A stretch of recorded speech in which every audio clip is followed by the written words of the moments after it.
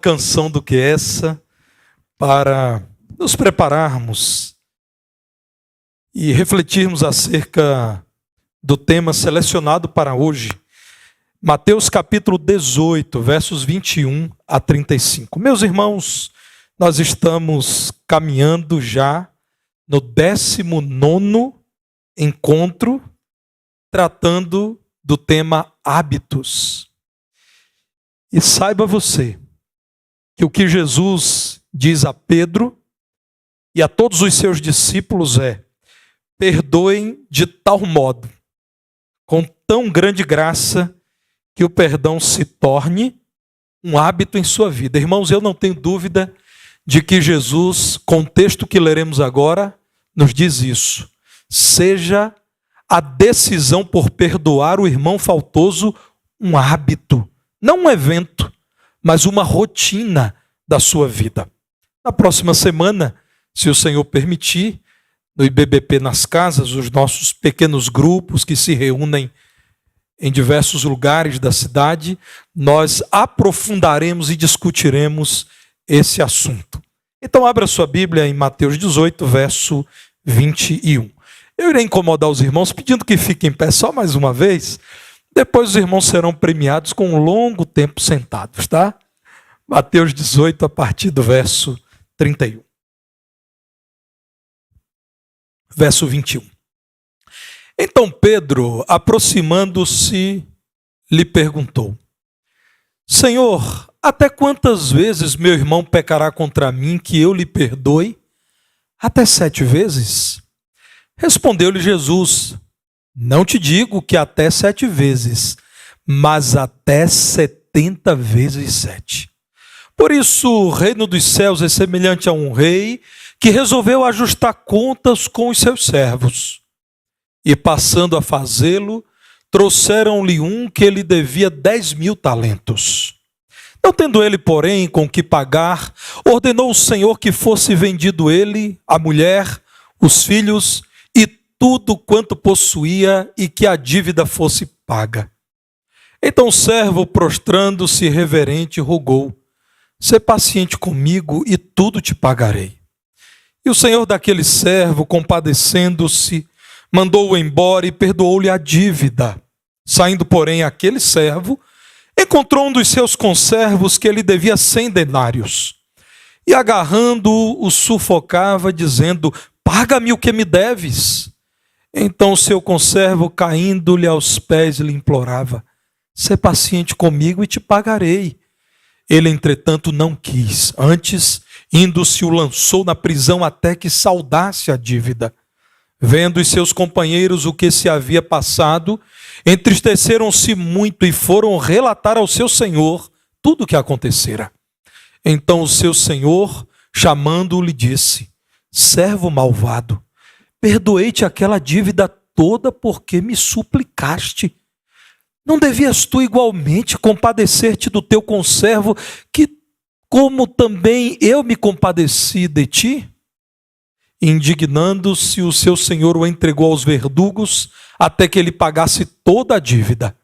Assim também, meu Pai Celeste vos fará, se do íntimo não perdoardes cada um a seu irmão. Pode assentar, irmãos. Irmãos, dentre as certezas que o Evangelho nos dá, está a de que nós somos pecadores.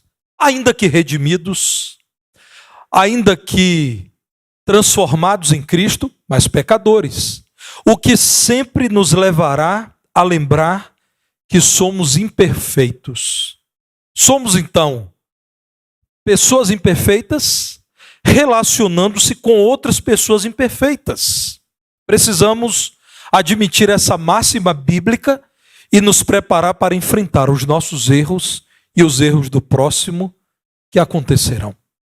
Como seria trágico, irmãos, um homem perfeito casado com uma mulher imperfeita. Como seria trágico crentes imperfeitos liderados por um pastor perfeito. Todos nós estamos igualados em Adão, o primeiro Adão. Caímos. Por conta do pecado, nos separamos do Senhor. nos afastamos dele e no segundo Adão, que é Cristo, fomos regenerados. Mas nunca devemos esquecer, somos pecadores perdoados, vivendo no mundo caído, lutando contra a carne que é fraca, o mundo que é mau e se faz nosso opositor, e o diabo, que é nosso inimigo e bramando como um animal feroz, vive ao nosso derredor tentando nos destruir.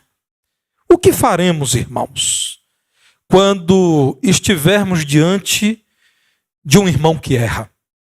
De modo geral, nos dias de Jesus, os rabinos ensinavam que o perdão deveria ser dado 3 vezes à mesma pessoa. Porque defendiam tais rabinos que uma pessoa sinceramente arrependida não ficaria pecando contra o ofendido tantas vezes. Então diziam, é um ato de grande bondade perdoar a mesma pessoa 3 vezes. Pedro então pensou, agora que eu conheço Jesus, o Senhor de todo amor, eu quero radicalizar. Senhor, 7 vezes está bom? Eu mais que dobro o que os rabinos têm dito. Irmãos, eu fico imaginando o choque de Pedro, porque o que Jesus diz é algo impensado. Jesus quis, irmãos, maximizar a resposta para dizer, Pedro, perdão está numa outra dimensão que não a da aritmética. Não te digo que até 7 vezes, que você considera muito, mas se preciso até 70 vezes 7. Jesus não está, como na discussão teológica, falando de 77 vezes, porque existe essa possibilidade de tradução, ou de 490 vezes. O que Jesus está dizendo é, Pedro, não se preocupe com quantas vezes você perdoará. Preocupe-se em saber se você reconhece a grandeza do perdão de Deus, que dilatará o seu coração para perdoar o pecador. Jesus, irmãos, o que ele faz com essa resposta é dizer, Pedro, vamos sair dos números. Você quer um número interessante? 70 vezes 7.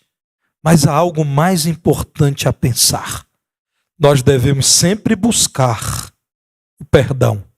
E devemos sempre conceder o perdão. E isso de modo ilimitado. Estas atitudes caminham lado a lado. Receber e oferecer perdão. Parafraseando o apóstolo Paulo, nós entregamos aquilo que recebemos. Nós permitimos, irmãos, que jorre da fonte aquilo que Jesus Cristo pôs em nossa fonte, em nosso coração. Ele é a fonte e faz do nosso interior uma fonte que faz jorrar água. O perdão do Senhor nos permite perdoar o outro, a ponto disso tornar-se um hábito, sem o que nós pecaremos contra o Senhor. Nada planejado, irmãos. Ação do Espírito Santo na Igreja Batista do Barro Preto. Os irmãos têm notado como pastores têm falado sobre amor e perdão constantemente aqui? Quando eu convido o pastor Estevão, pastor Petrônio, pastor Reinaldo para pregarem, irmãos, eu deixo esses irmãos muito à vontade para orarem e decidir o que irão pregar. E os irmãos percebem como Deus tem falado aos pastores ou aos presbíteros da igreja constantemente? Irmãos, o Senhor tem nos falado que nós não devemos pecar contra Ele, deixando de reconhecer a maravilha do perdão recebido e nos negando a oferecer o perdão a quem precisa maravilhar-se com a experiência de perceber-se perdoado. Jesus, então, com todo amor, com a sabedoria singular que o caracteriza, então oferece uma parábola que trata não da salvação. Ele não está falando de salvação eterna. É uma parábola que trata do perdão entre irmãos e que apresenta um súdito que provavelmente agiu de modo desonesto. Caso contrário, ele não teria acumulado uma dívida tão alta com o soberano e que estava envergonhado não porque era desonesto, mas porque fora descoberto pelo soberano. As aplicações da parábola, irmãos, a meu ver, são: primeiro, Deus tem nos dado perdão verdadeiro. Deus é santo, irmãos. E Ele pode sim exigir santidade da sua criação. A parábola no verso 23 é iniciada dizendo que o reino de Deus é como este rei que soberanamente disse: eu tenho o direito de pedir contas de toda a minha propriedade e farei isso agora. O rei então resolveu fazer o acerto de contas.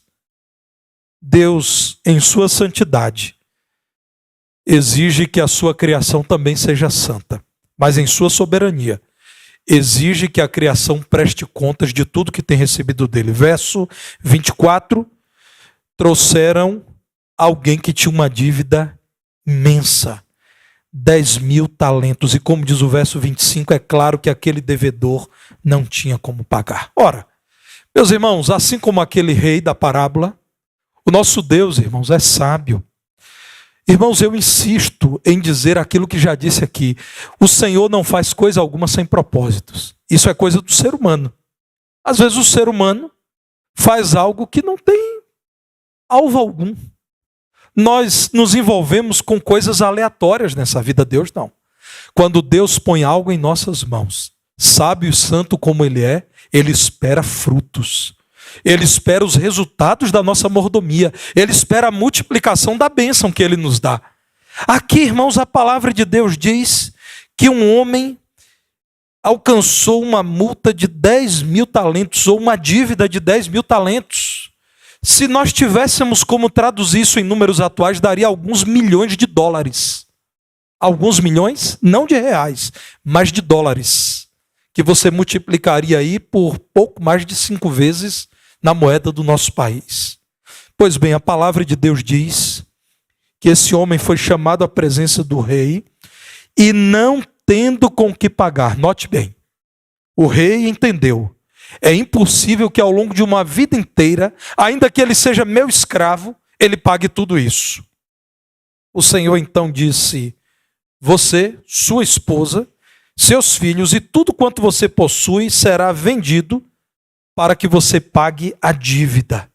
Diz a palavra de Deus que aquele servo, no verso 26, rogou: tenha paciência, sê misericordioso comigo, e eu te pagarei tudo. Isso era retórico, irmãos. Não havia mais possibilidade de pagar uma dívida tão elevada. Meus irmãos, a parábola nos lembra a graça de Deus. Deus, que é santo, é ofendido por cada um dos nossos pecados. E diante de um Deus santo, a nossa dívida é impagável. Irmãos, o que eu teria para apresentar a Deus que o impressionaria? Que faria com que Deus se sentisse recompensado? Dinheiro? Irmãos, aquilo que eu chamo de dinheiro é uma invenção do homem a partir de metais que consideramos preciosos, que Deus criou todos. A minha vida está nas mãos de Deus, irmãos. Se o Senhor não tiver dado a permissão a mim e a você de viver mais um dia, nós não viveremos mais um dia. Irmãos, o pecado contra Deus é impagável, entenda isso. Há muita gente desviada do evangelho, quando eu digo desviada, pregando heresia, compartilhando falsos ensinos, porque não consegue compreender isso. Não há nada que possa ser dado em troca ao Deus verdadeiro. As religiões do mundo inteiro dizem que há sacrifícios na própria carne, machucar o corpo, fazer viagens caríssimas para um determinado local sagrado ao longo da vida, entregar filhos para serem queimados. As religiões do mundo dizem, porque as religiões criaram deuses que na verdade são ídolos semelhantes ao seu Criador. O homem entende que ele é recompensado quando uma pessoa que atingiu seu veículo e destruiu seu veículo paga por um veículo novo. Então, na cabeça do ser humano que diz: eu trabalhei e conquistei um automóvel, se ele estragou meu automóvel e me deu um automóvel novo, está tudo resolvido, estou recompensado.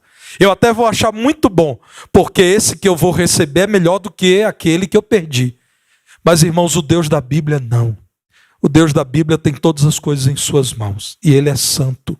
O que poderemos dar em pagamento ao Senhor? Reconheça, meu irmão, que eu e você estaríamos condenados com justiça. à separação eterna de Deus, à reprovação, ao desagrado dele, porque não é possível dar algo a Deus que faz com que Deus sinta-se recompensado. Não é possível dizer a Deus: aquilo que estou fazendo compensa a ofensa contra o Senhor que é santo.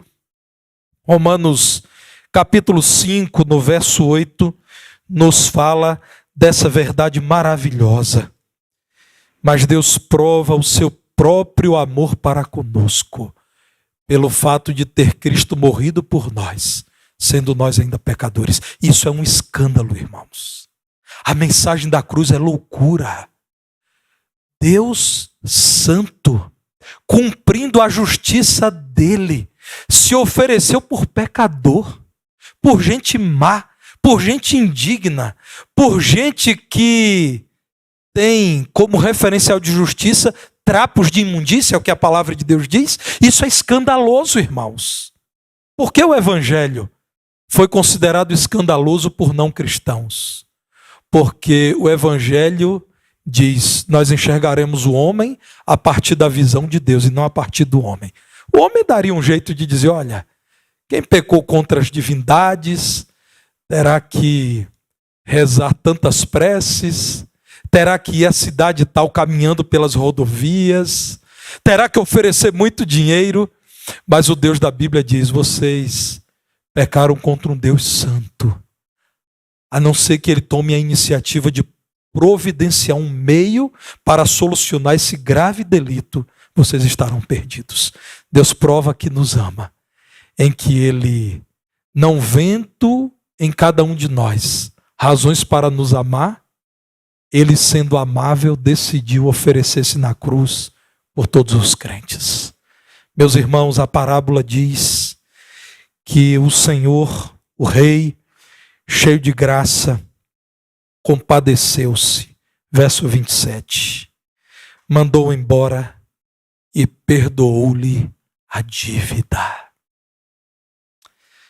John Stott, saudoso erudito evangélico inglês, disse o seguinte: quem não entende a palavra justificado, não entende o cristianismo. Você sabe o que é isso? Quando alguém diz assim: o que eu tenho que fazer para andar na lei de crente? E você diz: nada, a não ser confessar que é pecador e obedecer ao Senhor. Ele faz tudo. Irmãos, quantas vezes nos abordam dizendo: mas e o próximo passo? E a receita? E a lista de proibições? E nós dizemos assim: crê no Senhor Jesus Cristo e serás salvo. E dizemos assim: a justiça de Deus se vê de fé em fé. O justo viverá da fé.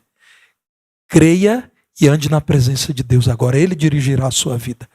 Quem não entende, irmãos, o que significa um pecador condenável receber o amor de um Deus que, diante do arrependimento e da fé dessa pessoa, diz: eu decido te perdoar e te amar, não entenderá o cristianismo. E aí, o cristianismo lida com as muitas distorções. O tempo todo, irmãos, cristãos querendo que o cristianismo seja uma outra religião que não a bíblica. Sempre dizendo assim: se eu for capaz de frequentar mais cultos do que todo mundo em minha igreja, eu serei mais abençoado. Querem ver, irmãos, uma evidência disso? É claro que a oração do pastor será atendida mais rapidamente por Deus do que por mim. Isso está errado, irmãos. Irmãos, nós não temos clérigo, nós não temos sacerdote, nós não temos mediadores entre os crentes e Deus. Pastor é ministro. A posição de honra é porque ele serve na liderança. Ele deve ser amado, respeitado, porque ele é o líder que equipa, que serve os santos. Mas, meu irmão, pastor que não vive uma vida santa não será ouvido pelo Senhor, como a irmãzinha analfabeta que anda em santidade diante do Senhor será ouvida, porque Deus tem prazer em quem tem prazer nele. Quantas vezes, irmãos, nós queremos criar o que o evangelho já venceu do judaísmo? Nós queremos criar meios nossos, critérios nossos, que tem a ver com o que consideramos sacrifícios nossos, e assim nós anulamos o valor do sacrifício de Jesus para acreditar que o Senhor olhará melhor para nós se fizermos essas coisas. Obedeça ao Senhor e ame o Senhor, Porque se você tiver que depender dos seus esforços, você terá que viver pela lei. Nenhum homem é capaz de viver pela lei. Nenhum homem é capaz de obedecer a toda a lei de Deus e não pecar. Dependa de Deus. Escolha confiar nele, viver pela fé nele. Descanse na direção que ele quer dar à sua vida, porque o seu perdão é manifestação de um Deus gracioso que disse: você está arrependido dos seus pecados e quer viver na minha presença? Pois bem, o empurrão que eu te dou é o meu perdão. Vá em paz e não peques mais. Meus irmãos, Deus nos tem dado perdão verdadeiro. John Stott, que eu muito admiro, tenho muitas das obras dele em minha biblioteca, acerta quando diz: eu quero voltar a ler. Quem não entende a palavra justificado, não entende o cristianismo. Quem não entende que nós somos justificados pela graça mediante a fé, o tempo todo desejará qualquer coisa que não o cristianismo bíblico. Deus nos tem dado perdão verdadeiro. Você já entendeu isso? Irmãos, de tudo que eu tenho a falar nessa noite, o que mais deve tomar meu tempo é essa primeira parte. É lembrar aos irmãos que nós somos aquilo que somos porque Deus nos perdoou. Somos descendentes do pecador Adão, da pecadora Eva. A raça humana está condenada em Adão.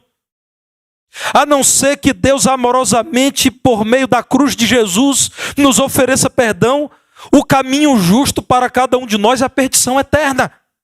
Irmãos, quando entendemos isso, então não negamos mais o perdão verdadeiro a quem nos ofende e a quem precisa de perdão. Deus, santo como é, me perdoou, porque eu não perdoaria a minha esposa, que é pecadora como eu. Porque eu não perdoaria o meu vizinho, que é pecador como eu. Porque eu não perdoaria o meu colega de serviço, que é pecador como eu. Nossos pecados podem ser pecados diferentes, mas nós somos pecadores. Então não devemos negar perdão verdadeiro. George Herbert diz o seguinte: aquele que não pode perdoar destrói a ponte sobre a qual ele mesmo tem de passar. Imagina, irmãos. Irmãos, quando nos negamos a perdoar alguém, nós ensinamos esse alguém: olha, não me perdoe quando chegar a minha vez de pecar. É preciso lembrar, irmãos, da elevada dívida que tínhamos diante de Deus.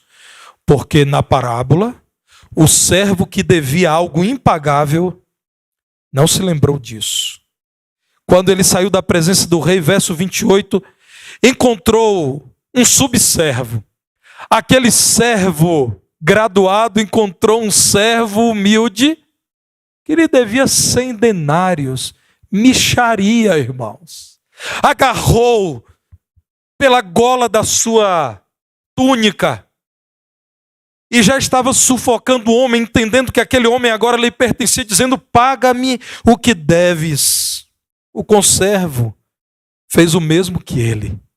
Assim como o que devia muito, o que devia pouco, necessitava de perdão. Disse: sê paciente comigo e te pagarei.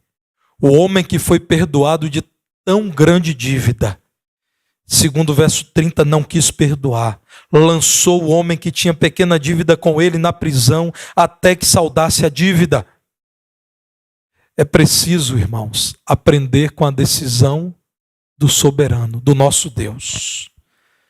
É preciso aprender que ele nos perdoou para que possamos oferecer perdão. Aquilo que recebemos do Senhor é aquilo que precisamos entregar em nome do Senhor. Efésios 4:32. Que precioso texto da palavra do Senhor. Antes, sede uns para com os outros benignos, compassivos, perdoando-vos uns aos outros, como também Deus em Cristo vos perdoou. É possível que na igreja alguém diga: perdoar o irmão que errou de novo.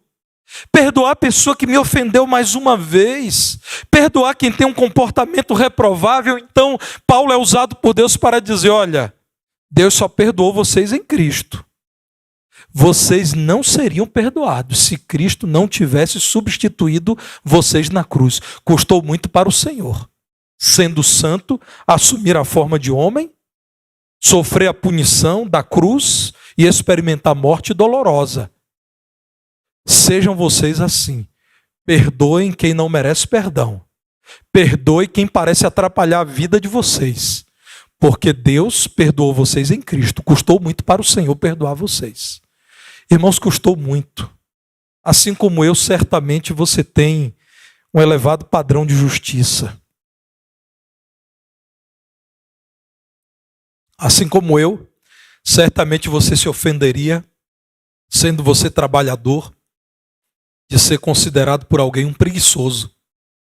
Assim como eu, você ficaria indignado ao receber a cobrança de uma empresa qualquer, estando com seus pagamentos em dia. Irmãos, nós temos um senso de justiça que nos faz lembrar o quanto a cruz doeu para o Senhor. Ele nunca pecou. Deus se humilhou, assumiu a forma de homem, foi provado como mais ninguém. Satanás pessoalmente no início do ministério de Jesus o tentou e tentou insistentemente. Imagine o que significou a cruz para aquele que nunca pecou. Você tem o seu senso de justiça e sabe o que é isso. Condenado à prisão sem ter cometido um crime. Imagine quão grande indignação tomaria o seu coração, pois o Deus Santo pagou um alto preço. Todo preço que você tenha que pagar para perdoar o seu irmão é pequeno, porque Deus só perdoou você em Cristo. Veja o que nos diz Colossenses 3,13. Colossenses capítulo 3, verso 13.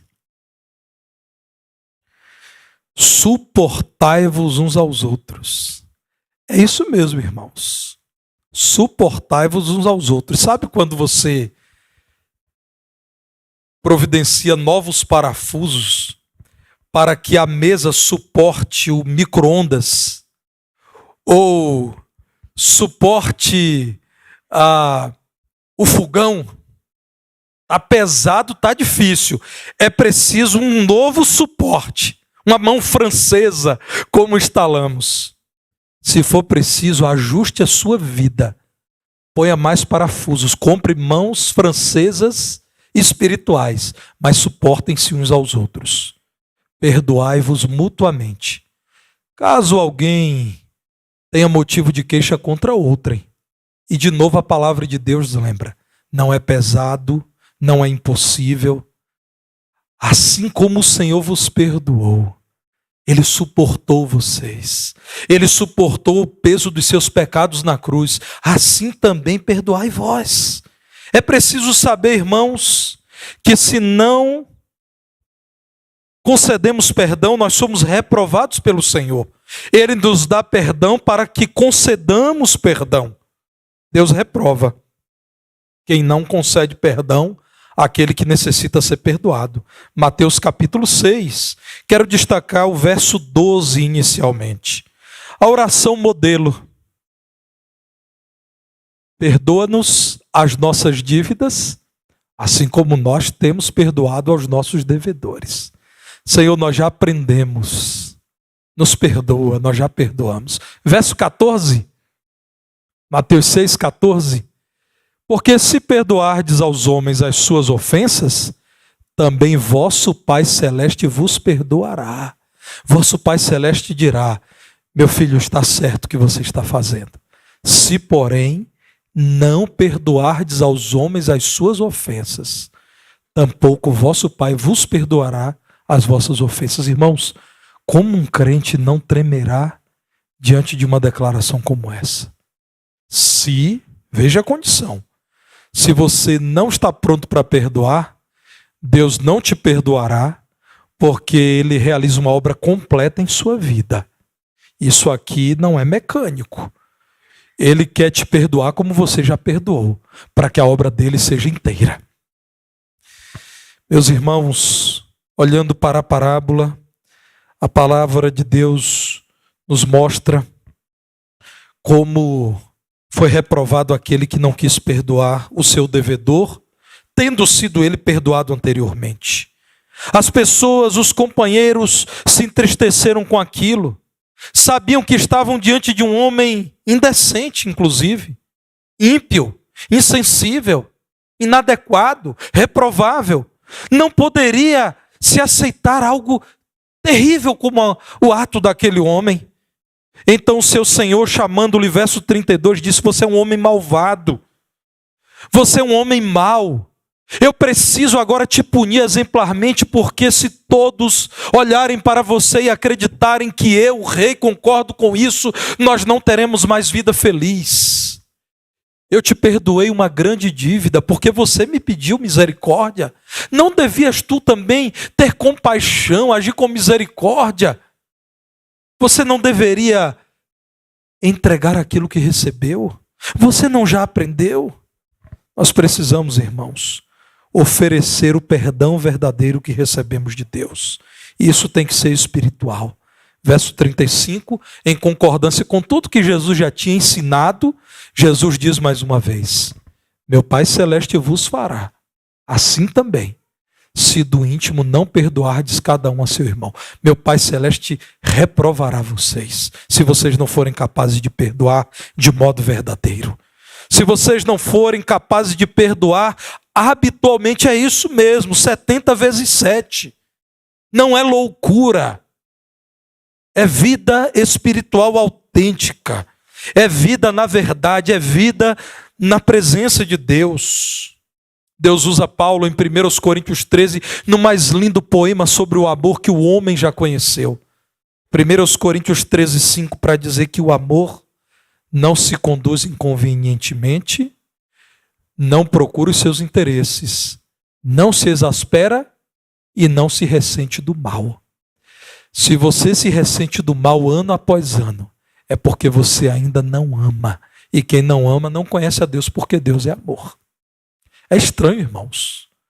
Um crente que diz: pastor, há anos que eu não consigo tolerar tal membro de tal igreja, porque o que ele me fez foi demais. Anos ouvindo a palavra de Deus. Anos ouvindo o que o Espírito diz à igreja.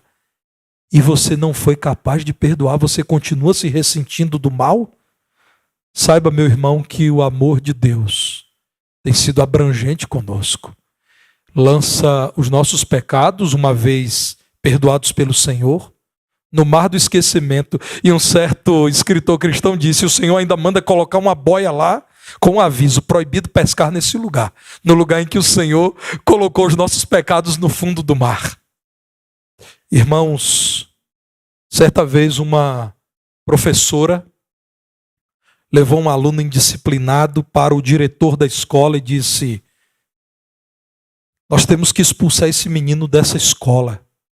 É indisciplinado, é inquieto.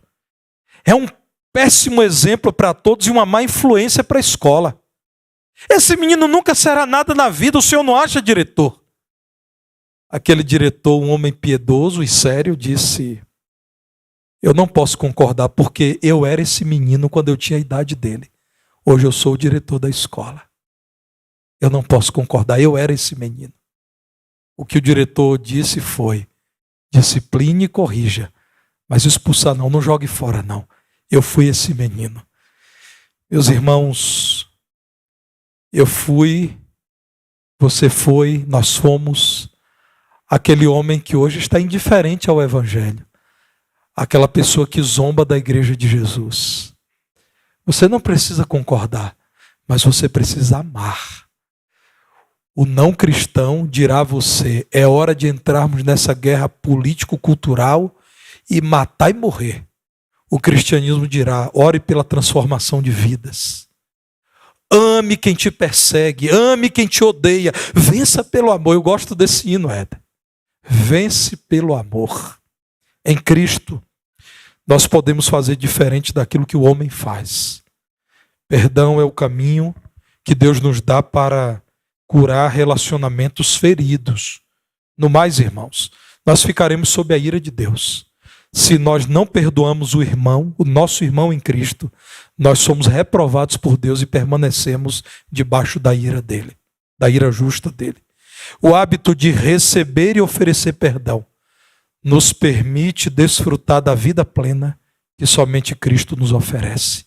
Pesquisa recente do mundo da medicina diz que guardar rancor de alguém por 6 meses te torna um candidato para doenças coronárias, doenças cardíacas. Eu estava lendo isso, irmãos. Pesquisa feita com gente que infartou, com gente que teve problemas graves no coração. Isso é coisa de norte-americano, pesquisa tudo, né? Como é que está a sua vida? A maior parte reconheceu: eu tenho alimentado rancor por alguém nesses últimos 6 meses. Irmãos, o hábito de receber o perdão do irmão a quem você pediu perdão, receber o perdão de Deus, não duvidar da grandeza do perdão de Deus e oferecer perdão, te libera para viver a vida plena, a vida abundante do Evangelho. Mas talvez você esteja aí pensando: pastor, para mim essa é a grande luta. Talvez você diga: olha, eu não me sinto tentado pelo álcool, não me sinto tentado por pessoas do sexo oposto, não me sinto tentado pelo jogo. Mas pastor, que luta na minha vida, é difícil perdoar. Seja bem-vindo a mais uma experiência com o Senhor.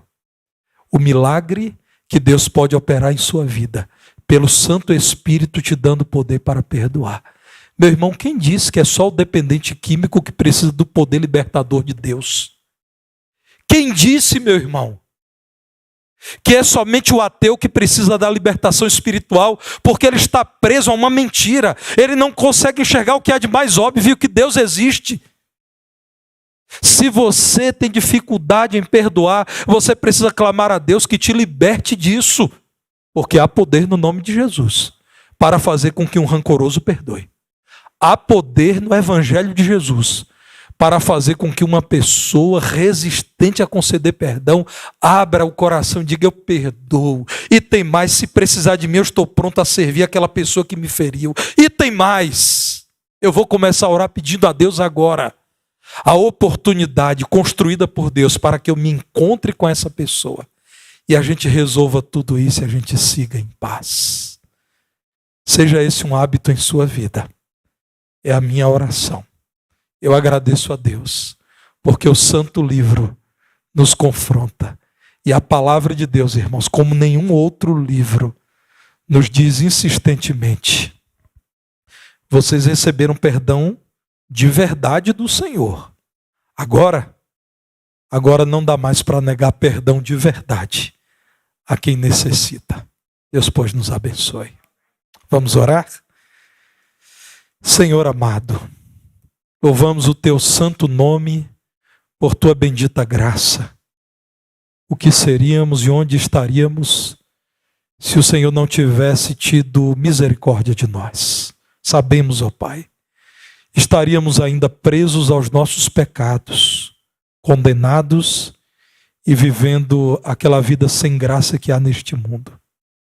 Como te agradecemos, ó Pai, por teu amor, por teu perdão, por tua graça que tem sido abundante entre nós. Como te agradeço por tua palavra, Senhor. A tua palavra é perfeita porque reflete a perfeição do Senhor. Ó Deus, ajuda-nos a nos calarmos diante dos reclames da tua santa palavra. Nos ajude, Senhor, a crer inarredavelmente que a tua palavra é a verdade que nos santifica. Ajuda-nos a continuar vivendo como uma igreja unida, harmoniosa, uma igreja em que o fruto do Espírito se vê em vidas benignas, compassivas, perdoadoras, bondosas. Ajuda-nos, Senhor. Nós desejamos viver para a tua glória, como astros nesse mundo em trevas, espargindo a luz do Evangelho. Rogamos, ó Pai, que dê poder àquele irmão que nessa hora está confessando a dificuldade de perdoar, para que ele, em nome de Jesus, perdoe. Te pedimos, ó Pai, que dê àquele irmão que está alimentando inimizade, rancor, raiva de alguém, poder para libertar-se agora desse sentimento baixo dessa obra das trevas. Pedimos, ó Pai, que para a glória do Teu nome, transforme corações endurecidos em corações graciosos. Seja o Teu nome glorificado. Oramos em nome